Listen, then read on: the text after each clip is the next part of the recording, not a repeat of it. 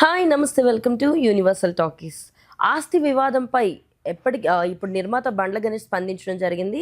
So 2022లో union బ్యాంక్కి సంబంధించి వేలంలో ఆయన ఆస్తిని పూర్తిగా వేలవేయడం జరిగింది. ఈ నేపథ్యంలో ఆయన డిఆర్టీని ఆశ్రయించారు.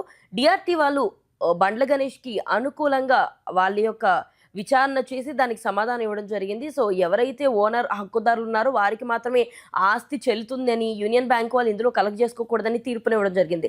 ఈ నేపథ్యంలో ఎంతో ఆనందానికి గురైన బండ్ల గణేష్ సో తన ఇల్లుని హైదరాబాద్ జూబ్లీహిల్స్లో ఏదైతే ఇల్లు తనకుందో సో దాన్ని ఆయనే సొంతం చేసుకున్నట్టుగా తెలిసింది.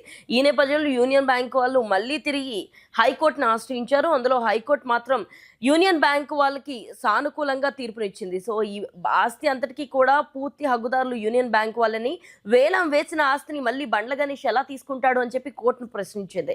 సో ఈ నేపథ్యంలో బండ్ల గణేష్ తన యొక్క వాగ్వాదాన్ని అలాగే తన యొక్క నిర్ణయాన్ని కూడా ఎక్స్ వేదిక తెలియజేశారు. సో తన ఆస్తి గురించి ఆయన చెప్తూ 2022లో దీనికి సంబంధించి నేను ఆల్రెడీ కేసు వేయడం జరిగింది. దానికి డిఆర్టీ నాకు సపోర్ట్ చేస్తూ నా ఆస్తిని తిరిగి నాకు ఇప్పించింది. మళ్ళీ హైకోర్టుని ఆశ్రయించారు యూనియన్ బ్యాంక్ వాళ్ళు. అయినా సరే నాకు న్యాయస్థానం మీద పూర్తి నమ్మకం ఉంది.